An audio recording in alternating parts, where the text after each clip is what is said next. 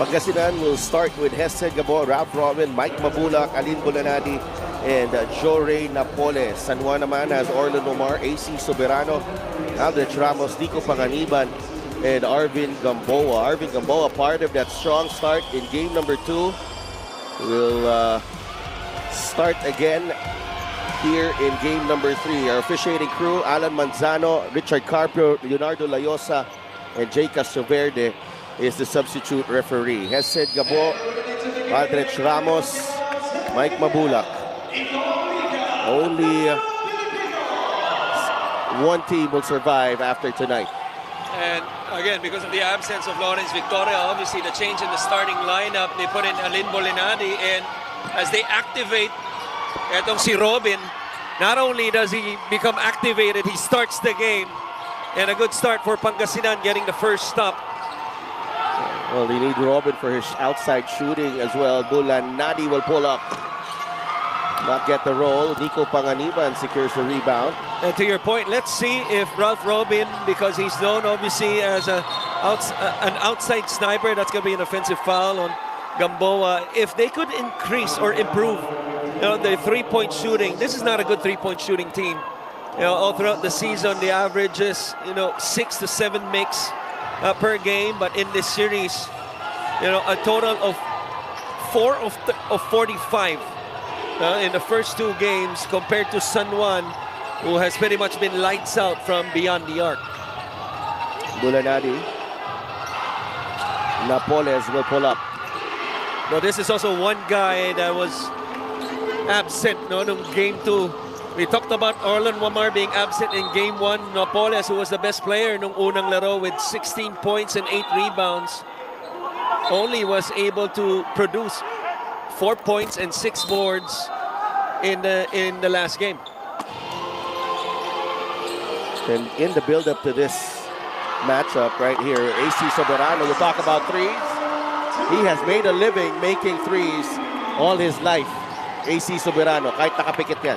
That's why the best way to defend a shooter is not to force them to miss, but really to force them to put the ball on the deck. Huwag mo na patirahin, mas walang porsyento yun. As Mabulak with the face-up, wala, but the clean-up by Napoles. Sumagot kagad si Napoles pagkatapos banggitin. Okay, Gabo and Wamar rekindling their matchup. Panganiban from the other side, he hits the 3. That's something to me that Pangasinan has to improve on. I thought there were a couple plays, especially in the first half of the first 2 games, where in early on, makakreate na ng advantage and open shots. But you talk about the start by Alin Bolinadi. All 5 points coming from him. No, Napoles. Napoles, rather, in the last one. The players were locked in right now. You're right, he missed the first jumper. Panganiban will fire, and he misses. Rebound, nakuha ni Robin. Napoles, the handoff to Gabo. Hesed swings it over to Robin, puts the ball on the deck. The runner from Robin. That doesn't work. Panganiban with a rebound. Gamboa. Where he can be useful for San Juan, relieves Orlan Wamar of some ball handling duties. He's gonna try to attack a mismatch, yeah. Soberano caught that one in rhythm, but misses the 3. Here's Bulanadi. Alin, labas kay Robin. He gets it back, he fires again. 2 threes from Alin Bulanadi. That's why we expect the three-point shooting to increase, especially with these 2 on the floor, yung wingmen ng Pangasinan, 2 left-handed players. Really tough to guard because they're left-handed, as Wamar attacks the lane. Might have been fouled on the head, but no call. Bulanadi with another one. Pasok. Wow. My goodness. What a start for Alin Bulanadi. 9 of Pangasinan's 11 points coming courtesy of Alin Bulanadi. There's a double foul on Wamar and Gabo.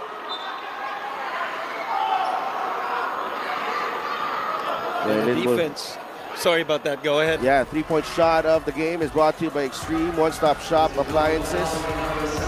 Here's Alin Bulanadi relocating to the corner. Robin gives it back, and Alin Bulanadi hits. Talk about that. Well, napansin mo, no, yung depensa nitong San Juan, ever since really the first game, the help defense is always there. Not so much gaps in between because they know that Pangasinan's strength or tendency is to attack the paint as Panganiban with an attack of his own.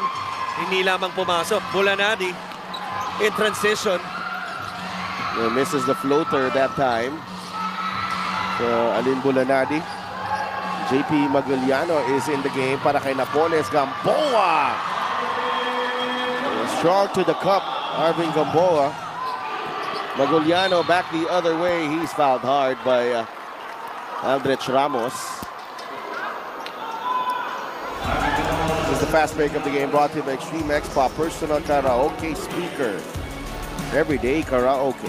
Both teams with early lapses defensively. The first lap, even though you saw 2 to 3 white shirts dun sa drive ni Gamboa, it's one thing to sprint to the paint, another to really move your feet and stop the ball. And on the other end, after making a basket, nakashoot naman kagad or nagkaroon ng pagkakataong kagad itong si Maguliano sa kabila.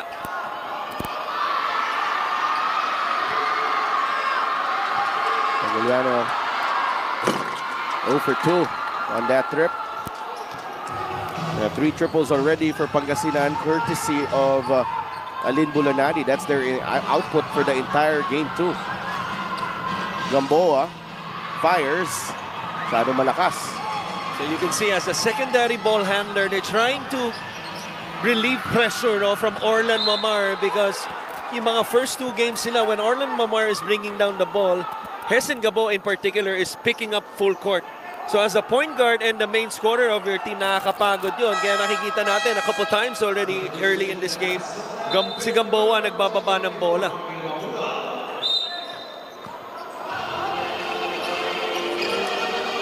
Ibang klase yung denial dito ni Hessen Gabo kay Orlan Mamar. And now Orlan able to get the basketball. Gamboa. Maguliano now with Ramos. Excellent challenge by Manuel. Not get the 3 to drop. Hessen waits for Maguliano. Forced that one. He did. I thought Manuel was open in the right corner. Di tulad nito. Extra pass. 3-point shot made. Panganiban to Soberano. We talked about Robin and Bulinari, the shooters for the white squad. How about the blue, the home team? Shooter din yung mga yan, si Panganiban at si Soberano. 3-point shootout king, isa dyan, tama? Well, Wamar was a champion, 2-time champion, and Robin adds to the 3-point barrage of Pangasinan, 14-13. Shootout here in San Juan early on. Wamar against Gabo. They blitz him. Finds Aldrich. Nagcut si Panganiban. Blocked by Maguliano. Good challenge by JP. Alin. Bulanadi takes the jumper. I thought Robin was open there on the right side of Alin Bulanadi. Yeah, so that's twice already, no? Na hindi nila na-hit yung open man wherein Bulanadi, even with the hot hand, it was coming off, driving kicks. But the last 2, of not hitting the open man has forced San Juan with those stops. And now they will have a chance to take the lead. That's offensive foul? Yeah, that's number 2 on Orlan. That's big time. That's big time on the part of Pangasinan and costly on the part of San Juan. Although JC Colliar had a terrific game in Game 2. Yeah, bounce back performance. Para ng Game 1, ito yung offensive foul na tinawag. Yeah, clearly discarded. Anytime there's an extension. Hessen. Oh! Wow. That's a big blow. You draw the second foul of Orlan Mamar and hit a 3 on the next possession. Well, especially how he has poorly shot the ball overall in this series. Only 2 for 7. I believe ito si Hessen Gabo was 1 for 4 in game number 1 and 1 for 6. So that's 2 of 11, excuse me. As you see this 3-point shot of Hessen Gabo. For Maguliano, Dex Wamar, that's also a foul on JP Maguliano. But you see the trust here. You coach Alex Angeles on Orlando Wamar, not pulling him out immediately after picking up foul number 2. Trust and risky at the same time. So it's more of those high risk, high reward types of scenarios, because in a do or die game, he's obviously a guy you can't afford to sit on the bench for a long period of time. Nice drive and dish to Soyud. And here's your old Soyud, who's been a quiet but effective operator para dito sa San Juan in this playoff run so far. Manuel inside, Maguliano. Marquez got lost in the shuffle there. Now that's an excellent read by Hessen Gabo, because usually he's a guy that wants the direct assist, but that time uses Vic Manuel as the second feeder for that open layup underneath for Maguliano. Here comes Pangasinan. Maguliano puts it in, plus the foul. That's back-to-back baskets for JP. The Heat Wave starting out strong in this do-or-die game. This is the game powered by 747 Live. Dito ka sa legit. And this run by Pangasinan, obviously the biggest lead so far in this game, created by Hessen Gabo, who will have a breather on the bench. Binilitan siya ni Ian Melencio, hitting the or forcing Wamar with a second foul with the offensive foul, hitting the three, and creating plays. No, the hockey assist in the direct one in transition. Marquez was looking for the foul. Was able to release the ball to Wamar. Floater won't go. Melencio with a rebound. Mike Di Gregorio. Bonga Lanza. Atake blocked by Soyud. That's a goaltend. That looked good to me from my angle. Yeah. Pero And here's the pass from Di Gregorio and then Galanza.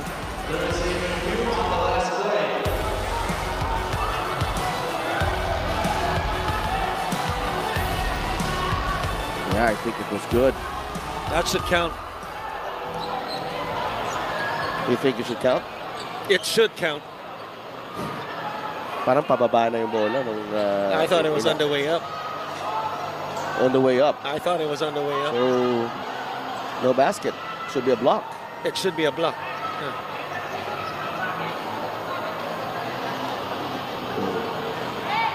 The officiating crew giving this one a close look.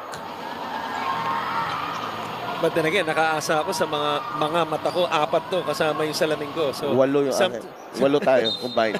Oh, it counts. See? It counts. So might be on the way down. And JC Cullar has come in, 23 to 15. Gotta give credit to that official, number 37. Naran Manzano. Yeah. 2 minutes and 19 seconds remaining in the first period.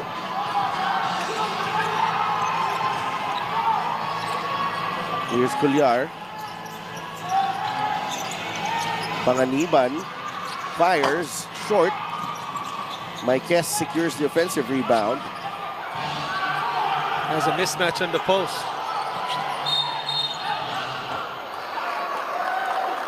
And only the third team foul for Pangasinan. Turned out to be a good foul. And they've done a good job here of conserving their fouls. Cullar picks up his dribble. Labas kay Dexter Marquez. Nandun si Manuel sa harap niya. Denison going to Soyud.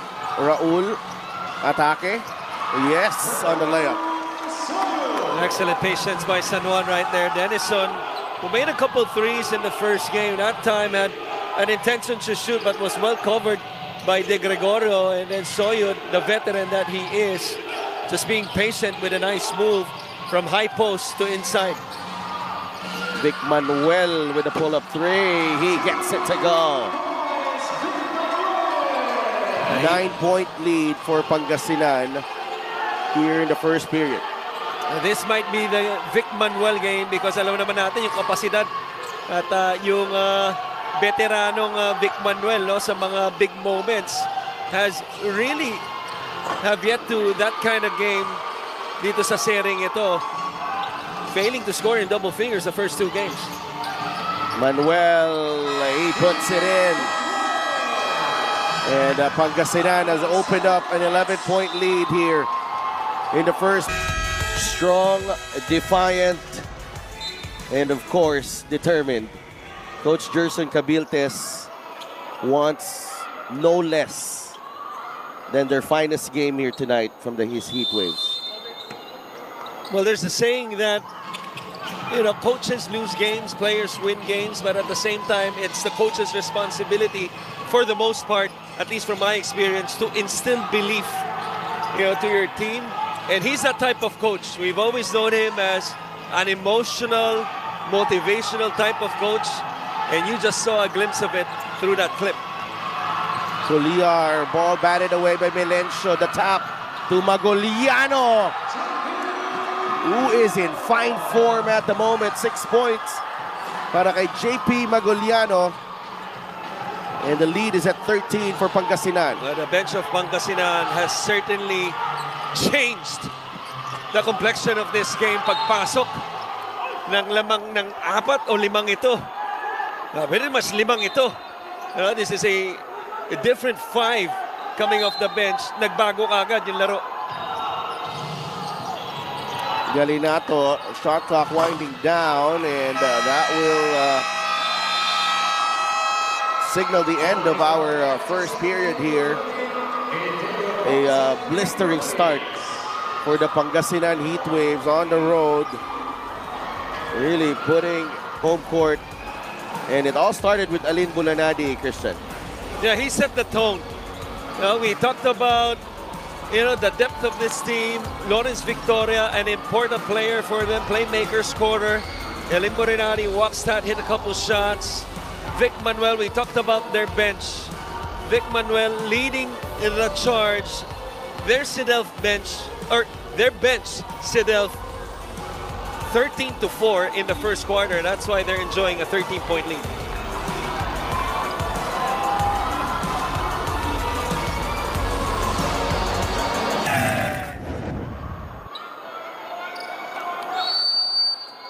And Senator Jinggoy Estrada with words of motivation for his team. And nakita natin, you know, we know Senator Jinggoy. He's been around Philippine basketball. Too long. For too long. Too long. So much that he has won championships in different leagues with the same team, San Juan Knights. And sa sobrang tagal niya, naging player pa niya si Tatay Rudy Distrito. Tama. Na ngayon ay nagse-celebrate na ng kanyang mga libreng movie tickets as a senior. Well, nothing senior about Vic Manuel right now. Right. 8 points. Right. 33-17. This could be it for him in terms of what we talked about, that Vic Manuel game that everybody, especially for Pangasinan, has been waiting for. He had his moments, especially in the clutch in that series. That upset, if you will, against the number 2 seed in Nueva Ecija. And Vic Manuel, the muscle man, as we call him, showing a lot of muscle so far to start this game. 16 points. Ang lamang dito, look at the 3-point shooting, 7 of 8. You have to wonder kung hanggang saan to. Dagdagan mo ba? It's not stopping. Yeah. Dagdagan mo At ba? the moment. Mali yung stat na yun eh. Walang forecast. 8 of 9 eh. Grabe, ibang klase ang init ng heat waves dito sa Philoil Eco Center in San Juan. The 3 from Vic Manuel, 11 points for the muscle man, and it's a 19-point lead including Ralph Robin and Mike De Gregorio, who are playing for the first time in the semis. Nothing new naman daw in terms of their approach during practice and prep for today's game. But actually, a few members of the team have been struggling with the flu, like Michael Mabulak and Coach Jerson himself. Kaya now, they are pushed with a reminder that they have that Game 3 will to win in order to triumph in this series. Back to you guys. Thank you so much, G. And we're seeing that here with a strong start. Reynel Hugnatan. Gamboa scores on the stick back plus the foul.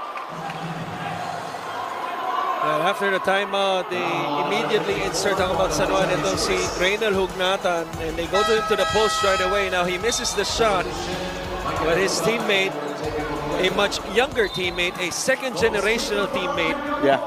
na si Gamboa, ang nakakuha ng offensive rebound nun.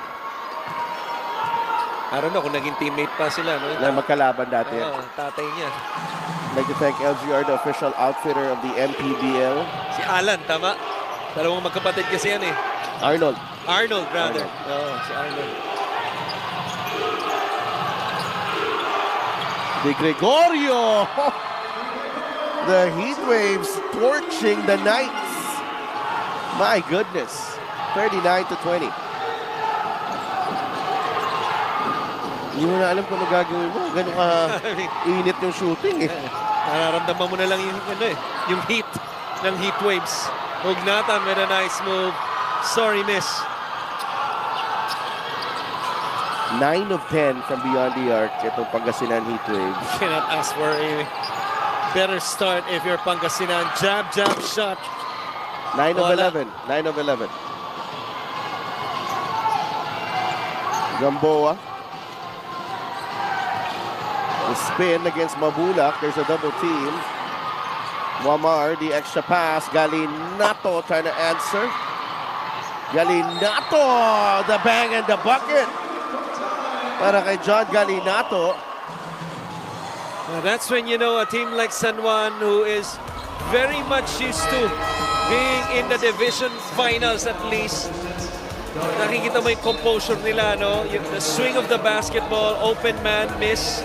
But then getting the offensive rebound, Galinato will go to the line for a bonus. That's the Gixxer great move of the game, born for greatness.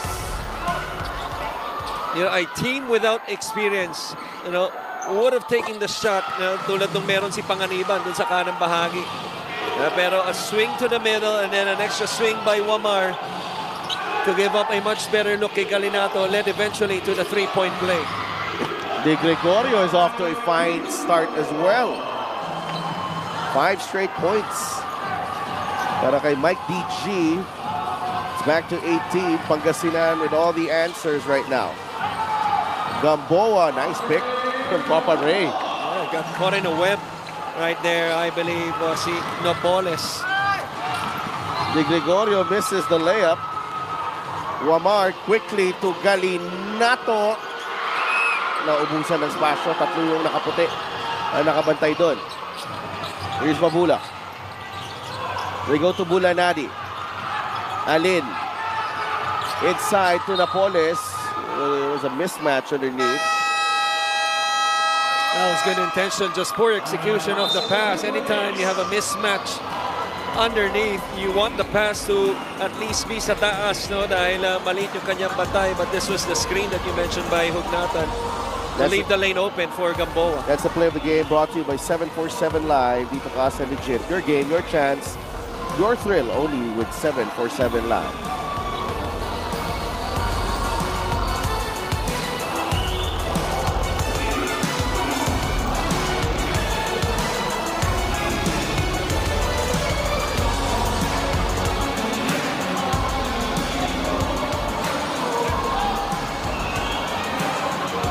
Our player matchup for tonight, Jorge Napoles and Arvin Gamboa for the series.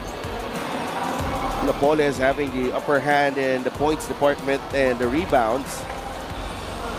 Hindi pareho itong role ng dalawang player na to, but again, you know, very integral to the success of their team here in this series. Ang kanilang performances. Well, not really the main guys of your team, although Napoles, because of his first game performance, really had an impact to the outcome of the game, scoring 16 points. And as we mentioned, only scoring 4 in the second game. But you could say they're the X factors, if you will. That if they play well, it will give enough support sa kanilang mga star players tulad ni Orlan Romar and guys like Vic Manuel, Hesen, and Hesen Gabo. The tap goes to Panganiban. Nico all the way to the cup.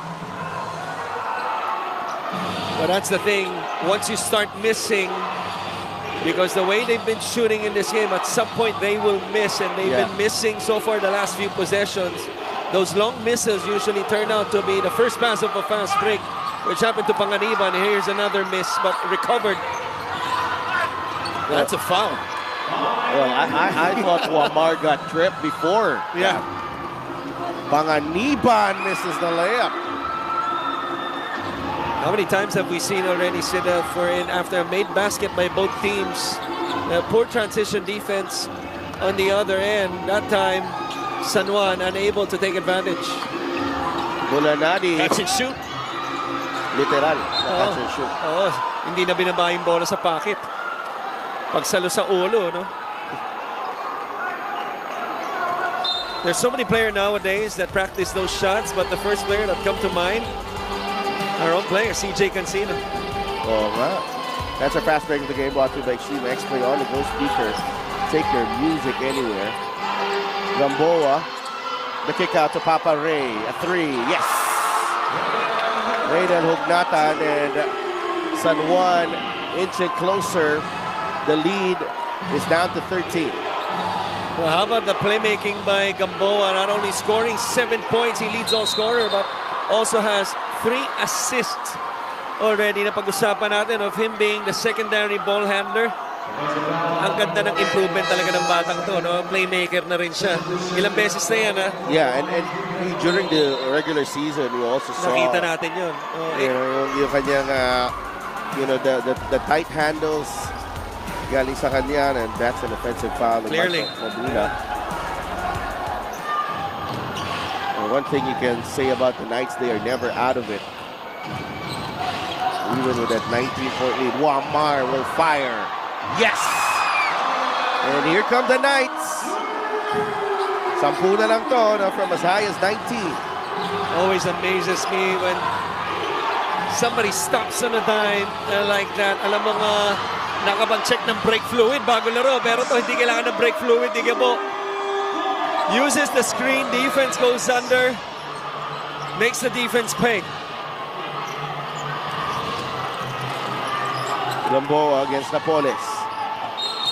There's a foul on Jory Napoles. A lot of pressure defensively put by Arvin Gamboa. Right, and usually it's the other way around, wherein a big to small screen. No, the small being the handler. That time, Gamboa, yung may hawak ng bola, Wamar giving that screen. And he was fouled as he was trying to drive the basketball. Panganiban against Napoles. Papa Ray with another 3. Rebound nakuha ni Robin. Pangasinan shooting 10 of 14 from beyond the arc here in the first half. It's been really a shootout this first half, still with less than 4 minutes remaining. Both teams a combined 15 made threes already. Gabo. That's a miss from Hesed Gabo. Papa Ray. Ooh. That is a pass that even my teammates I don't want to make if they want to pass to me. Huwag naman i-forward pass. Just too much sauce at that time for that turnover. Great idea, great intention, but siyempre, hindi dumating ang pasa. Robin, a lot of dribbling there. Turnover, Pangasinan. Gamboa leads it to Nico Panganiban. How about the stop on the other end by John Galinato, forcing Robin to put the ball on the deck. We talked about that because he's a shooter, and not only getting the stop, forcing the steal that triggered the fast break. That's how you finish a 2-on-1 break, the way Gamboa finished it. Air ball on the 3 from Hesed Gabo. quickly apologizes to the bench. 2:53 remaining. This is the assist of the game. Powered by 747 Live. Dito ka sa legit. Binate muna niya, no? Dun sa 2-on-1. Able to commit Alin Bolinari and that last-minute pass for the uncontested layup.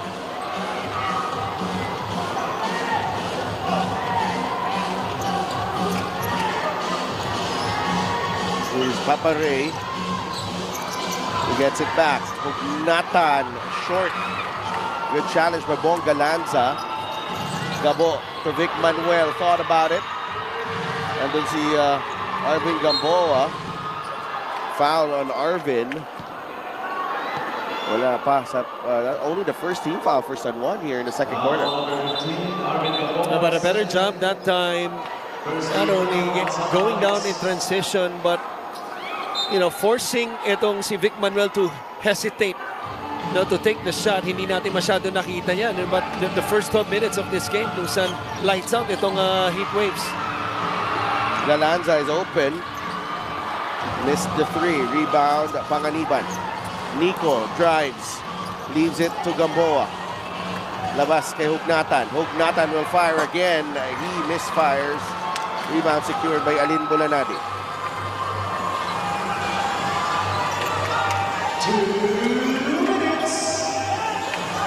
Two-man game right here, trying to force a switch maybe. Still San Juan able to keep it 2-on-2 as Mabulak will hit a fade. Wala. Referee Alan Manzano saying it's last touch on the blue shirts. Ramos will check in, I believe, for Reynel. Are they going to challenge? I don't think so. I don't think they will challenge.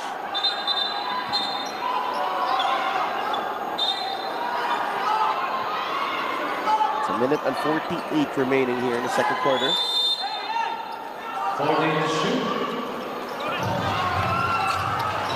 Gabo. Bulanadi with a jumper. That won't go. Bench scoring 26-10. Huge advantage for Pangasinan. Ramos, free throw line jumper. That's money. That is money indeed. Para kay Aldrich Ramos. Kaya kita mo yung intensyon, no? Yung ikot ng tao, importante yung timing din. Pinilitan ni Ramos si Hugnatan. Ginamit kagad nila sa ball screen because they know that Wamar will force two on him, opens up the jumper para kay Aldrich. Bulanadi lumapit. There's a foul. Sumabit si Aldrich Ramos. Not to be denied. No? Yeah, two free throws here. Bulanadi had Galianza wide open. This is the play we talked about, that two-man game. Wipes out the defender of Wamar and then opens up the jumper after being the recipient of the pass. And Bulanadi at the line. Nervin Flores is in the game for the first time. Yeah, Lynn able to nail the free throw. Meron na siyang 10 puntos dito. On 3 of 9 shooting from the field. Free throw of the game is brought to you by Extreme Appliances. Subok at kompletong appliances brand ng Pilipinas. 47-37. Gamboa. Good pass. Labas kay Wamar. That's a three. Masyadong malakas. Rebound. Nervin Flores gives it up to Bonga Lanza. Galanza in trouble. The steal by Wamar. Melencio is right there. We're going to take a look at this one because it might be an unsportsmanlike foul o kung tawagin dati, no? Advantage foul because mukhang walang white shirt na nasa harapan niya, but this is going to be close. Here's the double team. And eventually the steal, the quick hands. That by Panganiban, picked up by Wamar. That's close. That is very close. Mukhang pantay sila ni Galianza. Mukhang pantay sila ni Galianza. He was definitely a step ahead of Melencio. They're probably going to take a look if Galianza was a step ahead. So An unsportsmanlike foul. they have a chance to trim the lead to as much as 5, maybe 4. If it's a 4-point play, who knows? Who right? knows? Who knows? But then again, because it's 44.9, that means a lot of time para bumalik sa kanila ang bola. They could finish this first half after being down by as 19. much as 19 to be only down as low as 2 points maybe. Orlin Omar Yun lang. uncharacteristically missing the free throw. Uncharacteristically missing and characteristically yung reaction no si Sen Jinggoy. Absolutely. Yeah. Orlin 1 for 2. Makes it a 9-point game. Larry Rodriguez, John Clarito, Ato Olar is also here on the right side. Former ano yan, San Juan Knights yan. Yeah, mga champion yan. Champion. Was Ato Olar a part of that No, champion? no. Hindi, di ba? Oh. But he's a former San Juan Knight. Right? Yeah. A little screen-to-screener action. Manuel is down. Wamar. Canto. Gamboa is fouled and he will get 2 free throws. I tell you, Marvin Gamboa, for a do-or-die game, does not look bothered at all. Well, he's just doing his role. He's not forcing the issue. He has the ball a lot of his in his hands a lot. Whether it's bringing down the basketball from full court or creating a play in the half court, that time playing off ball, getting the offensive rebound, halos lahat nagawa niya na, no? And he's been an impact player, a positive one for sure para sa Knights dito sa first half. Well, Pangasinan was leading 36-17 in the first minute of the second quarter on the Vic Manuel three-pointer. So, ano nang ni-review nila? So 2 free throws anyway para dito kay Arvin Gamboa.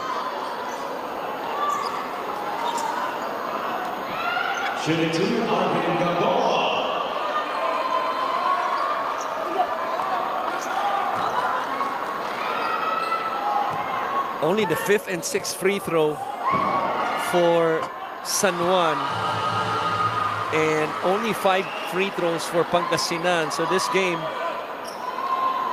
has been hard, but at the same time clean. Yeah.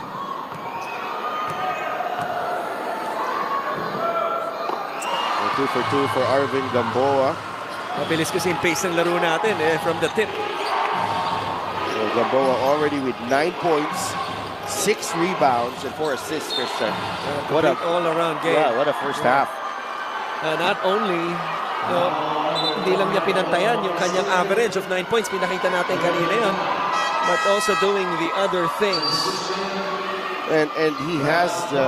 Oh my God, third foul na ni Wamar. Yeah, yun lang. A big development here. As Orlin Omar gets called for that foul right there. So they had a chance since they came off the free throw itong San Juan. I'm sure napag-isipan nila kung ilalabas sila si Wamar, pero dahil siguro may chance pa bumalik ang bola sa kanila nun, iniwan na nila sa loob. Yeah, Bulanadi catch and shoot. No, rebound ni Panganiban. Nico looks up.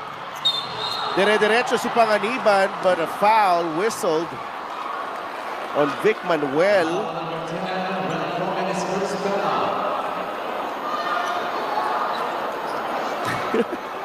The two things right there, Sidaf. I thought that was an interesting decision by Panganiban because if there was no whistle blown, that would have meant that Pangasinan is off to the races on the other end instead of them having the last shot.